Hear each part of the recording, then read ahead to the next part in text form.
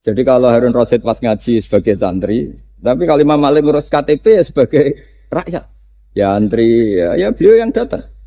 Jadi itu sudah ada percontohan hubungan yang sangat elegan, yang sangat saling menghormati antara seorang Umaro, yaitu zaman itu Harun Ar-Rasyid, dengan Imam Malik. Padahal kitab Muwatta itu kitab yang sangat luar biasa. Akhirnya suatu saat, anak-anaknya Harun Rasyid itu disuruh ngaji. Niku penggaweannya, niku pekerjaannya itu suruh bawa kendinya Imam Malik kalau mau wudu. Pernah suatu saat Imam Malik wudu, yang mengucurkan air itu putranya Harun Ar-Rasyid. Hanya dikucurkan ketika basuh wajah dan tangan. Pas Harun Rasyid lewat, dinasihati juga. Halla ghusal taqodamaihi. Harusnya kamu tidak hanya mengucurkan untuk wajahnya, juga untuk kakinya. Padahal itu anak seorang presiden. Jadi betapa dulu itu harkat dan martabat ilmu itu sangat dihormati. Nah, kenapa demikian? Karena ilmu ini yang membentuk sebuah bangsa. Jadi kalau kita berpikir jernih ya, oke kita ada BNN ya, polisi yang nangani narkoba, terus ada beberapa jabatan atau institusi negara yang bisa mengawal kecurangan, misalnya ada KPK, ada BPK dan sebagainya. Tapi tanpa masyarakat dibentuk kiai dan dibentuk norma-norma agama, itu capek.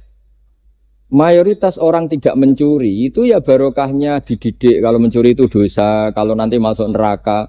Sebelum ada KPK dan BPK, itu orang tidak nyuri ya sudah banyak. Karena memang tidak nyurinya itu faktor agama, bukan karena takut KPK. Artinya tanpa agama, tanpa nilai-nilai norma, itu nggak bisa kebayang Indonesia. Karena orang nanti nggak maksiatnya atau nggak salahnya itu takut aparat, bukan takut Tuhan. Makanya kalau guyonan anekdot khas itu, ada orang melanggar rambu-rambu, ketangkep polisi. Kamu tidak tahu kalau ini larangan? Ya tahu Pak. Kenapa tetap melanggar? Karena tidak tahu Bapak di sini. Itu menunjuk polisinya. Itu khas Indonesia. Jadi kalau nggak melanggar itu karena takut aparat, bukan karena kesadaran hukum. Tapi kalau urusan rambu-rambu itu seperti itu. Tapi kalau urusan orang tidak zina, tidak maling, tidak korupsi, itu hampir mayoritas orang Indonesia. Itu karena takut azab Allah atau takut dosa. Sehingga di desa terbelakang yang enggak terjangkau polisi atau di daerah-daerah yang sangat terpencil, itu perilaku leluhur, yaitu tidak nyuri, tidak zina, tidak apa, itu ya tetap jalan. Karena mereka memang dididik oleh agama. Sehingga keinginan kita terbesar adalah bahwa sesuai konsep Imam Ghazali, al-ulama wal umara tau'amani. Jadi ada sinergi lah antara ulama dan umara. Dulu biasa raja-raja itu ngaji sama ulama. Tapi ulama juga biasa antri di kerajaan untuk ngurus administrasi negara. Jadi beliau-beliau ya bisa sebagai rakyat, tapi juga sekaligus sebagai guru. Karena beliau-beliau ini orang-orang yang bisa menanggalkan egonya. Lalu kenapa kerajaan dulu itu begitu kuat? Ada contoh paling populer dalam mengelola negara, yaitu Umar bin Khattab. Itu Sayyidina Umar bin Khattab. Itu bajunya, jubahnya itu ada 12 jahitan, saking jeleknya. Jadi saking jeleknya itu 12 jahitan. Ada pernah seorang kiai yang cerita, ketika Baitul Maqdis itu ditaklukkan oleh pasukan Umar, itu beliau harus naik unta dari Madinah sampai Yerusalem. Karena kerajaan yang ditaklukkan itu membayangkan Umar itu seorang presiden, seorang khalifah, pasti wah. Itu ternyata pas sampai gerbang Yerusalem itu Umar itu yang nuntun unta. Karena ketika unta itu hanya satu, sama pengawalnya bilang, saya mau naik unta asal gantian. Ya 2 kilo Umar naik, 2 kilo ajudannya yang naik. Sampai Pak. Lepas mau pintu gerbang, itu pas giliran Umar yang nuntun. Kata ajudannya, kali ini jenengan yang naik saja. Enggak, saya enggak mau bohong. Jadi yang disambut ya ajudannya. Karena ajudannya pakaiannya lebih bagus dan Umar pakai tadi jubah yang berjahit 12. Jadi betapa orang-orang dulu itu ketika jabat itu malah tasawuf. Karena tadi dipandu oleh agama. Setelah itu ada beberapa sahabat yang usul. Ada pesta gitu karena ini hari kemenangan. Kata Sayyidina Umar, Inna Allaha ta'ala ayyara qauman faqala adhabtum thayyibatikum fi hayatikumud dunya wastamta'tum biha. Di antara kritik Allah kepada orang-orang yang enggak benar adalah jatah kenikmatan kamu sudah kamu habiskan di dunia. Maka di akhirat sudah ada jatah. Maka kata Umar, astabqi thayyibati. Jatah-jatah kenikmatan saya biarkan utuh, maka tidak saya nikmati sekarang. Nah makanya ini saya sekaligus minta sama BUMN, pokoknya gak usah ngundang saya, ribet. Selain ribet ya soalnya ngaji saja. Saya ini jadi kiai itu ya bingung. Ya sering dihormati orang, dicucuk, kadang disangoni. Kalau kadang ya mikir, nak jatah kontak terus piye. Makanya saya tuh ya sering ngebes, ya biasa saja hidup saya. Karena saya tidak ingin jatah saya ini habis. Tapi kadang-kadang orang itu ingin berlebihan menghormati kiai. Saya berkali-kali bilang, ketika ada orang menghormati saya itu yang repot saya. Yang menghormati benar karena menghormati kiai. Tapi kiainya yang masalah kan. Kalau tidak bisa ngelola hatinya jadi tamak, jadi gitu. Makanya ini kan ya sudah saya tetap sebagai kiai ngajarkan ikhlas. Makanya guyonan di kitab-kitab dulu.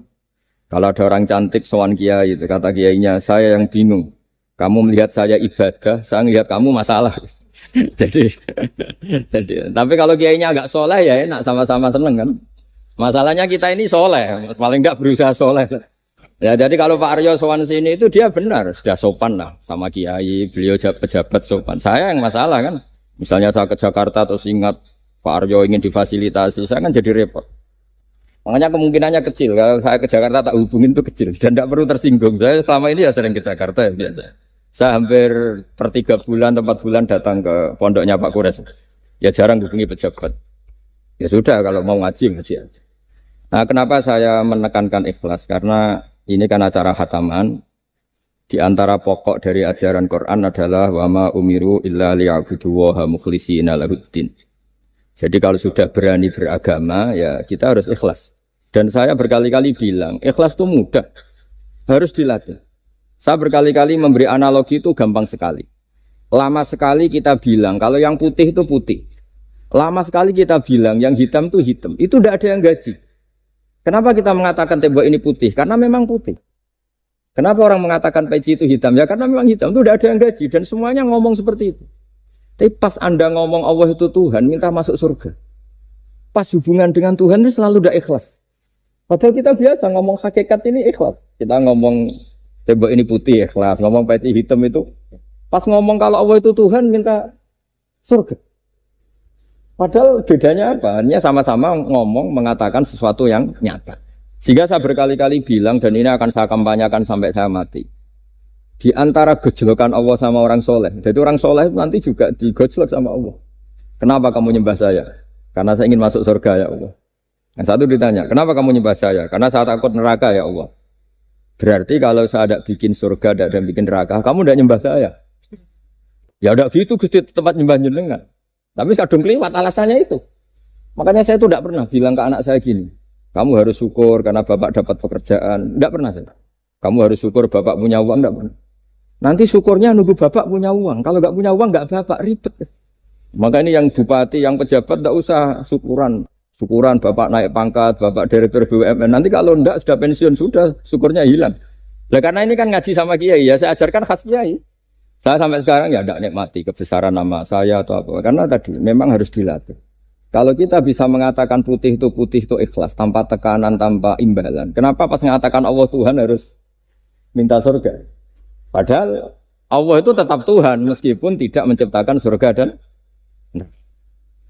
nah dari pemahaman seperti ini, para mufassir itu tahu kualitas kalimat fattaquni ya ulil albab. Takutlah kepada saya. Jadi kualitas kata fattaqun naro sama fattaquni itu bagi orang-orang hakikat lebih takut kalimat fattaquni. Kata orang-orang tasawuf neraka itu nanti, itu pun kita tidak mesti masuk. Tapi kalau Allah sekarang pun sudah ada. Jadi kalau cara berpikir orang tasawuf gini, ini karena Pak Bima mesti gak pernah belajar tasawuf, karena belajarnya nyari uang. Gitu. Makanya ini tak ajari cari tasawuf. Tadi sudah tak gojlok. Harus ngapalkan Quran. Katanya. Kalau cara berpikir tasawuf itu gini, surga dan neraka itu muajjalah, itu nanti. Kamu nyembah Allah ingin masuk surga. Takut menghindari maksiat atau takut sehingga tidak maksiat karena takut neraka. Dan surga itu simbol ridhonya. Neraka simbol bencinya, suktunya Allah. Terus kata orang-orang tasawuf cara berpikir, Allah itu sudah ada sekarang. Mulai dulu sampai sekarang Allah sudah ada. Kalau Allah sudah ada, berarti Allah sekarang ya bisa berstatus ridho ke kamu, atau berstatus benci ke kamu. Kenapa takutnya nanti? Wong Allahnya sekarang kok takutnya? Ya sekarang juga. Kamu harus amal tuh nakdan. Nakdan tuh cash. Allahnya ada sekarang, ya ibadahnya harus ada sekarang.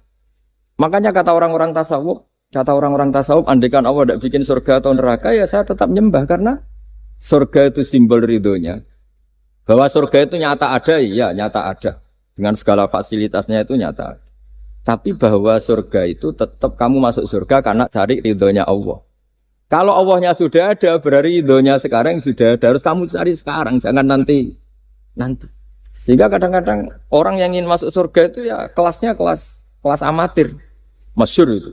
Ada seorang wali masuk surga ketemu Allah ditanya. Karena wali ini biasa mensyafaati murid-muridnya. Ya Allah, kenapa murid-murid saya tidak kelihatan sowan jenengan?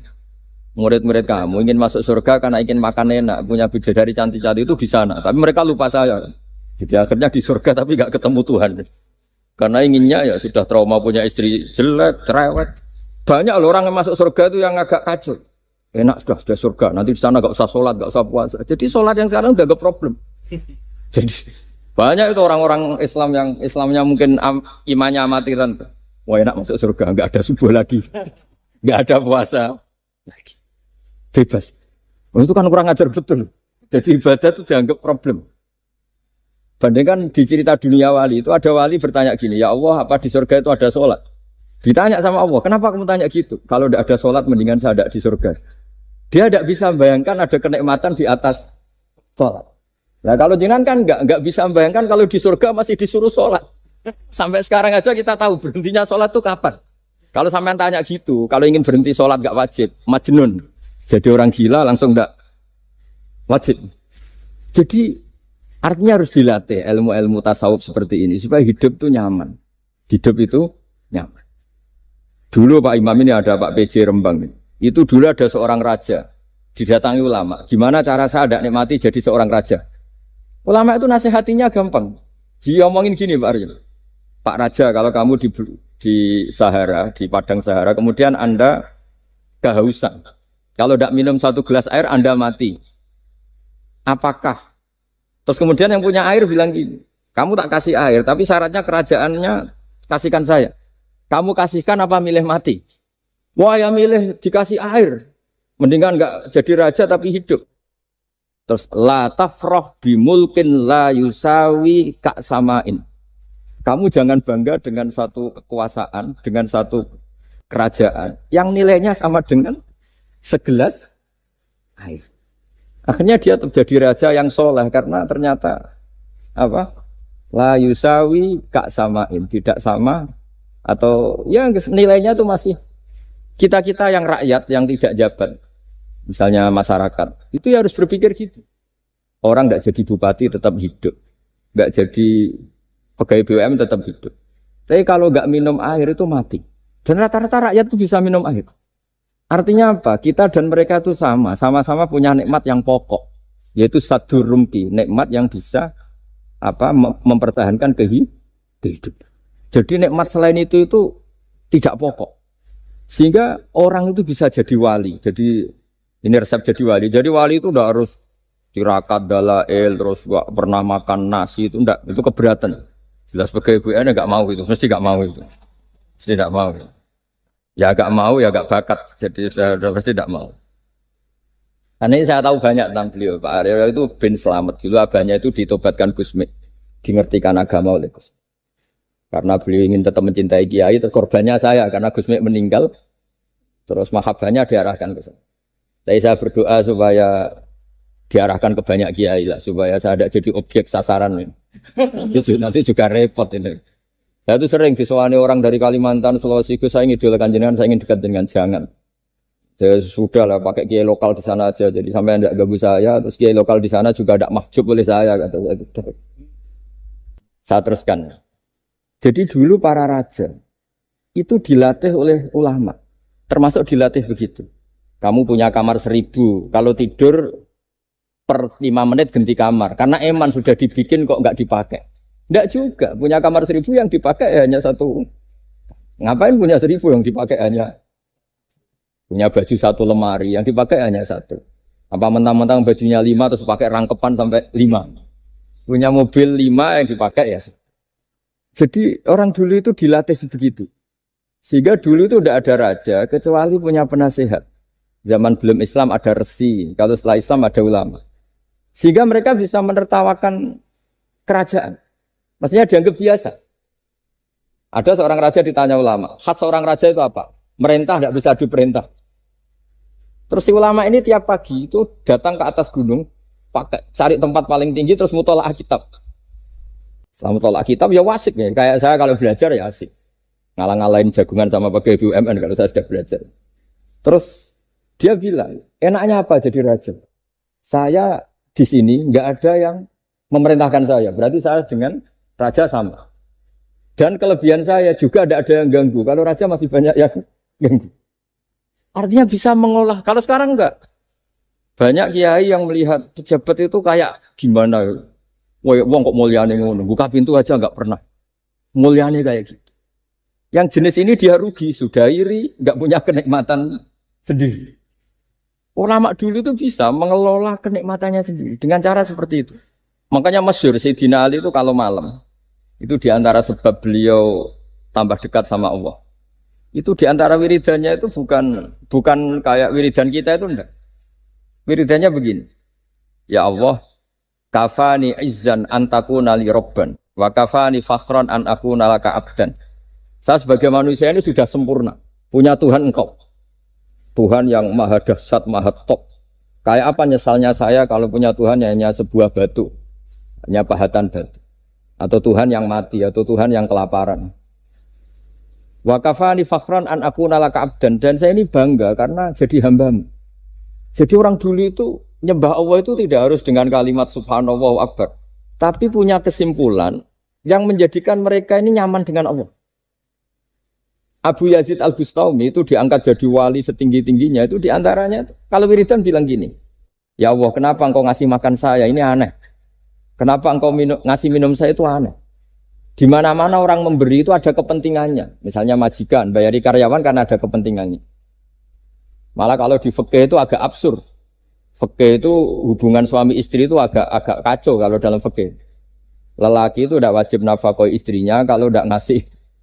Jadi kayak agak-agak transaksi. Dan istrinya punya hak nggak mau diajak kalau nggak dikasih nafkah. Jadi makanya dulu Mbah Mun itu kalau ngajar saya fikih itu ngajari wong perhitungan. Maksudnya wong ambek bojo kok perhitungan. Tapi di mana-mana hubungannya orang tuh begitu. Wong kenal kiai, nak orang meloro kiai diatur ngene iki ora marem. Singkat cerita Bu Yazid itu, ya Allah engkau zat yang luar biasa. Engkau tidak butuh saya tapi ngasih saya. Ini fenomena aneh. Di mana-mana orang ngasih itu ada kepentingannya, apalagi pilkada. Wah, itu tambah banyak kepentingan. Artinya dia bisa mensifati Allah dengan cara yang enggak kebayang orang lain. Allah itu tidak butuh kita. Tanpa kita sudah jadi Tuhan, tapi ngasih kita. Apa ya Allah alasan engkau mengasih saya? Engkau tidak butuh saya. Di mana-mana orang ngasih itu kan karena butuh. Misalnya kamu ngasih anak, apapun alasan ikhlas Anda ini karena nyaman. Anak ini menjadi hiburan. Tetap seneng ya. Ada unsur kamu itu dapat timbal balik, setidaknya seneng. Atau ngasih rival politik kamu, setidaknya ya karena safety lah kata tadi Pak Ari. Bergak berontak teman-teman. Pokoknya ada kepentingan. Tapi Allah ini zat yang nggak punya kepentingan, kemudian tetap ngasih. Dari situ terus dia punya cara mencintai Allah. Jadi wali-wali dulu itu punya cara untuk mencintai Allah. Dengan cara seperti itu. Makanya ada wali yang nangani orang-orang macam-macam. Kayak Gusme itu masyhur, beliau nangani orang fasik, orang macam-macam. Dulu itu ya ada seorang wali itu jadi wali karena beli narkoba. Tapi bukan untuk diminum, untuk dimusnahkan. Tapi kalau sekarang nggak mungkin karena narkoba harganya sudah miliaran, triliunan. Kalau dulu mungkin. Jadi ceritanya itu kampung dulu kan terpisah-pisah oleh gunung, oleh apa. Singkat cerita si wali ini setiap ada bandar narkoba dulu pakai homer. Homer kalau dulu arak. Dibeli sama dia. Dibeli setelah agennya pergi dilarungkan pokoknya dibuang. Begitu terus. Suatu saat si pengedar narkoba ini heran. Kampung situ itu selalu tak kirimin homer kok gak ada yang mabuk. Tapi dibayar cash. Malah si orang ini meninggal wangi. Ternyata dia tidak ingin kampungnya itu mabuk. Sehingga dicegat di jalan supaya homer ini tidak sampai ke kampung. Sekarang kan tidak mungkin narkoba semahal itu. Tapi apapun itu kembali ke ulama dan umaro. Alhamdulillah di Indonesia itu ulama yang mati-matian supaya generasinya tidak terlibat narkoba dengan cara ditakutkan neraka. Umaro juga melakukan itu dengan cara ditakutkan penjara. Ini yang kita sama-sama ulama wal umaro apa? Tahu aman. Kita kerjasama dengan kapasitas masing-masing. Jadi penting sekali ngaji seperti ini supaya kita tahu bahwa khazanah-khazanah kita tentang dekat sama Allah itu macam-macam. Ini khusus ijazah ini sama Pak Bima, Pak Aryo itu. Dulu Kiai Hamid Pasuruan terkenal wali. Dan di antara wirid dan dzikrul filin ada beberapa kata yang dari Kiai Hamid. Jadi dzikrul filin itu kalimatnya utamanya dari Gusmi, Mbah Ahmad Siddiq. Tapi ada beberapa kalimat yang dari Kiai Hamid Pasuruan. Saya tahu banyak lah, karena bapak saya juga temannya Gusmi dan mbah saya kandung sepupu sama Mbah Hamid. Itu kalau ada orang sepuh-sepuh Pak Bima kayak jenengan Pak Aryo, disuruh ngapalkan Quran. Ya mereka protes. Masa saya hafal, Pak? Sudah lah pokoknya ngapalkan. Ada yang 2 juz mati, 1 juz mati. Karena ya sudah sepuh. Suatu saat ada ulama yang tanya, kenapa Pak Hamid? Biar kamu dalam perjalanan di dunia tercatat ini bercita-cita hafal Quran. Sehingga kalau mati berstatus man salaka thoriqan yaltamisu fihi ilman sahalallahu lahu thoriqan ilal jannah. Orang yang mati berorientasi ingin ngaji. Tapi kalau kamu tidak punya orientasi ngaji kan di otak kita andaikan direkam Allah. Loh, coba hati kita andaikan direkam Allah. Ingin kaya, ingin punya gunung, ingin punya alpat, ingin punya ini itu. Coba kalau itu nanti disetel di akhirat. Tapi kalau kamu ingin ngapalkan Quran kan setidaknya pas disetel ya keren. Ingin hafal Quran meskipun tidak hafal-hafal gitu. Ingin hafal itu. Meskipun nanti kalau malaikatnya drengki ditambahin meskipun. Tapi insya Allah mereka ada yang drengki. Tapi andaikan kita nanti tidak punya cita-cita ngaji, itu rekaman kita hanya itu. Ingin mapan, ingin kaya, ingin menguasai dunia. Betapa malunya kita kalau rekaman itu kita dengar di depan Allah. Padahal nanti niat ini yang dihitung. Faman kanat hijratuhu ila Allah wa rasulih fa hijratuhu ila Allahi wa rasulih. Orang yang orientasinya hijrah. Hijrah itu meninggalkan yang buruk menuju yang lebih baik. Hanya untuk Allah dan Rasul, maka ya dihitung ke sana. Jadi misalnya Pak Bima, Pak Aryo ngapalkan Quran, hafal-hafalnya. Tapi berarti perjalanannya ini mencari ridhonya Allah. Itu ditulis. Tapi kalau kita orientasinya ingin mapan, ingin sejahtera, ya ditulis. Ini ingin punya rumah 2, ingin punya rumah di berbagai provinsi. Ini coba kalau itu nanti direkam. Terus ditanya Allah, inginnya kamu apa sih di dunia? Dan itu bisa menjadi status kita. Ngeri kan? Kita ketemu Allah dengan status tidak pencari Allah dan Rasul, tapi pencari kemapan. Itu cara Mbah Hamid untuk mendidik supaya orang itu orientasinya kepada Allah dan Rasul. Disuruh ngapalkan. Ini Pak Aryo cerita, bapaknya hanya disuruh ngapalkan apa? Rabbana dalam urusan. Itu semalam enggak hafal. Dan alhamdulillah enggak hafalnya ditiru anaknya. Susahnya kemarin pas ngaji sama saya di kamar saya, saya punya kantor di depan rumah saya. Ya enggak hafal. Bener-bener konsisten. Jadi dulu bapaknya itu ketemu Gus Mek di hotel, dia ajarin semalam enggak hafal. Akhirnya hafal. Ya, tapi nunggu sekian tahun mungkin. Jadi yang penting, jadi ulama dulu itu pinter cara menuntun umat menuju Allah dan Rasul. Diajarin. Akhirnya ada dzikrul ghafilin. Penting orang itu menuju Allah dan Rasul. Setidaknya kalau direkam itu nanti saya ingin ya Allah dapat ridhomu. Kalau malam ilahi anta matlubi. Apa ilahi anta maqsudi wa ridhoka matlubi. Meskipun semalam hanya dilafadzkan sekali, tidaknya Allah mencatat, ya Allah engkau yang kami cari, ridhomu yang kami cari. Kalimat itu kalau terulang-ulang itu menjadi mental dan lama-lama jadi status. Daripada sebelum tidur, kapan ya sugih. Jare Pak Bima kapan gak jadi anak buah. Engkau nanti yang menteri ya mikir, semoga gak kena reshuffle. Gitu terus pikirannya. Nah ini kan kalau ngaji saya menyinggung, yang salah tidak saya, sing ngongkor ngaji sopo. Saya makanya saya santai saja. Sampean kecewa malah bagus karena tidak ngel-ngelo saya lagi. Saya dalam hal ini itu anut mazhabnya Imam Syafi'i. Imam Syafi'i itu saya punya kitab namanya Diwanus Syafi'i. Itu kalau orang tidak senang itu paling bagus menurut saya. Pak Imam Syafi'i separuh kampung tidak senang jenengan. Ya bagus lah. Kalau nggak senang tidak akan utang duit, nggak pinjam mobil. Wong nggak senang itu kan nggak mungkin pinjam uang. Saya pernah ketemu seorang bupati cerita ini. Perlu saya sebut bupati aktif. Setelah saya cerita ini, Terus Gus saya ingin ketemu jenengan empat mata. Setelah ketemu saya lucu. Saya akan cerita. Di antara wasiat bapak saya itu unik banget.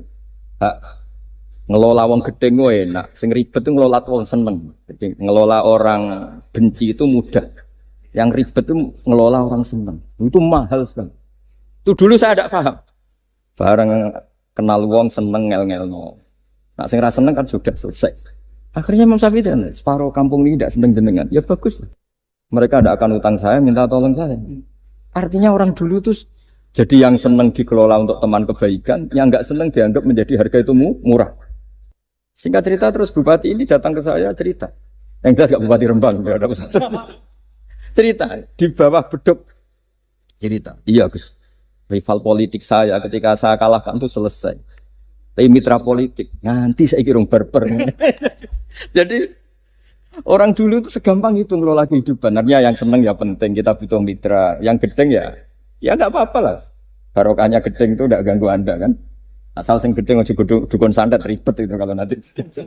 Ketika Imam Syafi'i diceritain orang yang tadi nyium tangan jenengan, yang sama jenengan diluk hormat, di luar itu memaki-maki jenengan. Kata Imam Syafi'i, bagus lah. Berarti saya wibawa, di depan saya tidak berani. Jadi beliau seenteng itu melihat dunia. Jadi orang dulu itu, makanya mereka gampang jadi wali karena radhiyallahu anhum wa radu. Jadi orang yang melihat Allah itu sudah ridho ya sudah. Nabi Musa itu kekasih Allah, kalimu. Itu orang Israel. Itu yang gedeng yang ngel-ngel no. Yang seneng yang ngel-ngel no. Malah paling ribet kalau ngadepi orang Israel. Singkat cerita Nabi Musa itu bilang gini, ya Allah, kasih saya ijazah. Yang dengan ijazah itu orang terbungkam semua tidak bisa ngeritik saya. Tidak bisa mencibir saya, tidak bisa ngata-ngatain saya. Jawabnya Allah itu lucu. Ya Musa, hadza syai'un lam asna'hu li nafsi, fa kaifa asna'hu bika. Aku pangeran sing salah paham akeh, pemen aku kuwi terima nabi. Aku iku pangeran sing salah paham mbek aku akeh. Jadi saya ini Tuhan. Yang cara pandang tentang saya keliru itu saja banyak, apalagi kamu. Mestinya saya yang terbebas dari disalahkan. Padahal Nabi Musa aku itu pangeran, ya darani anak di bojo, ono sing darani aku fakir, ono sing darani aku kikir, macam-macam. Orang Yahudi itu kalau rezekinya baru sempit itu bilang ini Tuhan kikir sekali. Sampai Allah qala alladziina qalu innahu faqir. Pejabat juga gitu, kalau salah kebijakan juga dihujat. Ini tidak mensejahterakan rakyat. Itu kalau lapor Allah jawabannya gitu, kamu pejabat salah paham ribet, saya Tuhan saja disalahpahami. Jadi orang dulu itu segampang itu ngelola hubungan dekat dengan Allah. Jadi pakai rasa. Jika Kiai Hamid Pasuruan itu ngijazai orang-orang sepuh, ada yang dikasih wiridan, disuruh ngafalkan, nggak hafal. Tadi nanti misalnya mati kok belum hafal, statusnya ini penghafal wiridan kan bagus. Daripada ngapalkan saya ingin punya rumah kayak yang di Singapura, berarti Anda menghafalkan bentuknya, pernak-perniknya. Bila perlu Anda menghafalkan nomor arsiteknya siapa. Masa Anda hafal tentang cari ridhonya Allah, hafal bangunan milik orang lain dan bayangkan punya. Kalau Anda mati pas seperti itu, berarti tujuan kamu ya untuk seperti itu. Itu famangkara hijratu ila dunya yusibuha awim ro'atin yang tihuha fa hijratu ila ma hajaru ilaih. Jadi nanti kita mati itu distatuskan sesuai komitmen kita ingin apa. Itu status kita.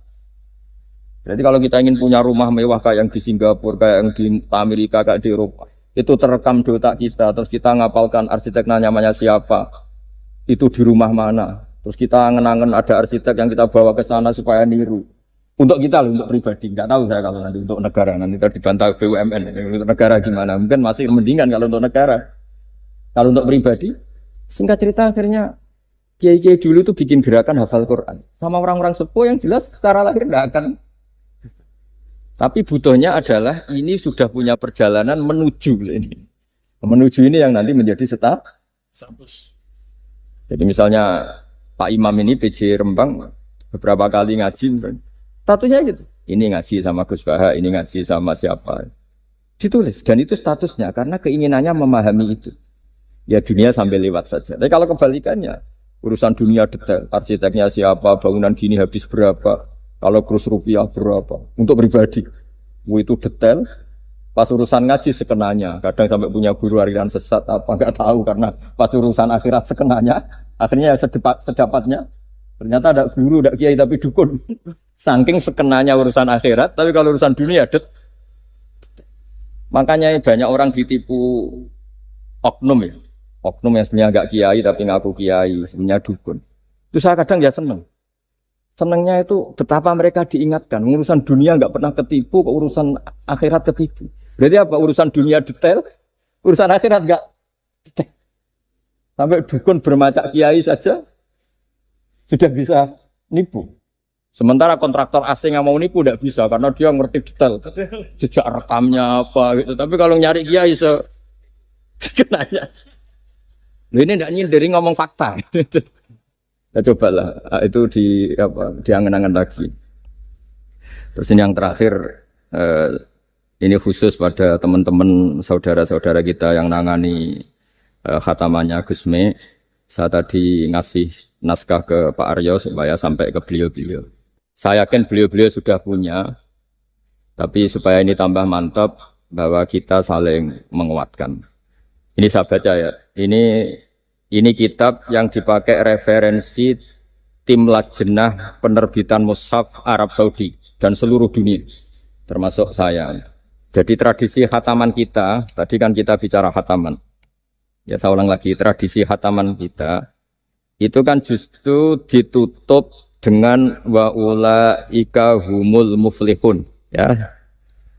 Jadi tidak minal jinnati wan nas, tapi diakhiri wa ulaika humul muflihun. Jadi khataman kita misalnya minal jinnati wan nas, biasanya yang baca Quran terus baca Fatihah, terus awal Baqarah sampai wa ulaika humul muflihun. Nah, tujuannya adalah supaya kalau khatam itu memulai lagi. Ya, kalau langsung An-Nas minal jinnati wan nas berarti dia bangga dengan berakhirnya baca Quran. Pertanyaannya, dengan Anda ketemu Allah, seneng ya jagunganmu aku sebar. Betapa buruknya kita jadi hamba. Kayak kita dulu ketika ngaji. Nah, baru hure ngajine wis bar. Berarti nganggep guru problem. Makanya bangsa Indonesia itu ya agak lambat pinter karena sekolah juga dianggap problem. Pas masuk merengut, waduh sekolah. Pas bubar seneng, waduh sekolah.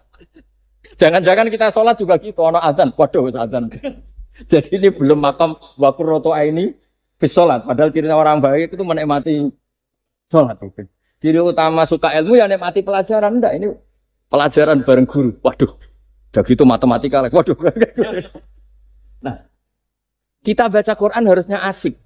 Karena di situ munajat sama Allah. Ketika selesai harusnya nyesal. Waduh, baru asik sama Allah kok sudah selesai. Dan Allah punya alasan untuk menyalahkan kita. Karena kita misalnya baru seneng-senengnya pacaran misalnya. Kan tidak mau akhir. Kenapa pas seneng Allah seneng berakhir? Nanti kalau kamu ditanyakan gitu tidak bisa jawab. Nah, pakai analogi itu makanya jangan pernah merasa akhir kalau baca Quran. Minal jinnati wan nas, terus baca Fatihah, terus memulai lagi. Wa ulaika humul muflihun. Sebagai bukti ya Allah, ini khataman sementara. Tapi saya akan berlanjut lagi, terus dimulai betul.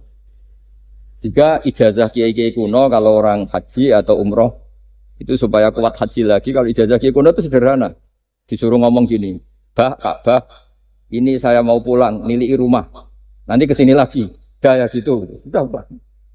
Jangan setelah selesai ibadah haji seneng karena mau pulang. Berarti ibadah dianggap problem, rumah dianggap segala-galanya. Jadi itu ada filosofinya. Nah, ternyata tradisi seperti itu mudawwan. Mudawwan itu dibukukan.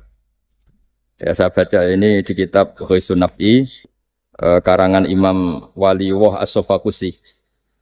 Saya baca saja. Nanti yang ngerti bahasa Arab biar diartikan sendiri, yang nggak ngerti nanti saya bantu. Takmilun. Nah, ini khusus para hafid tadi yang ikut khataman, mohon didengarkan. Takmilun. Fi masaila tata'allaku bil khotmi. Al-ula sabatan nasu anil maki min riwayatil bazi wa kumpul wa ghairihima annaman qara'a wa khotama ila akhirin nas qara'a al-fatihata ilal muflihun min awalil baqarah wa sa'al amalu bihada fi sa'iri biladil muslimin. Jadi mulai dulu kalau orang khataman itu ya An-Nas, Fatihah, Terus wa ulaika humul muflihun. Dan cara seperti itu wasa al amalu bihada fi sairi biladil muslimin. Semua negara dunia ya sama seperti itu. Hanya tradisi yang dilakukan bapak saya sampai semua guru-guru kita, guru Quran, termasuk yang di Jantiko dulu, sama si dulu namanya Jantiko, lama-lama mantap ya. Itu sudah benar itu. Jadi mungkin teman-teman sudah melakukan tapi nggak tahu filosofinya. Ini saya bantu, filosofinya adalah supaya kita tidak merasa mengakhiri baca Quran, tapi sekaligus memulai. Mereka nak kue niat ngakhiri tenan itu seakan-akan kan baca Quran itu problem. Terus ketika berakhir kita senang. Sholat juga gitu Pak Imam. Yang menjadikan umatnya Rasulullah Shallallahu Alaihi Wasallam dijamin surga itu diantaranya cara sholat begini Pak Aryo. Saya hafal hadisnya itu. Absyiru ya ma'syaral muslimin. Ini kata Rasulullah. Hari ini Jibril muncul dan memberi satu pengumuman yang sangat menggembirakan. Apa itu? Umatku berstatus, ya ini kata malaikat Jibril, umatku berstatus, mereka itu fa'alu faridotan wantadoru ukhra. Melakukan satu fardu selesai atau addu faridotan wantadoru ukhra.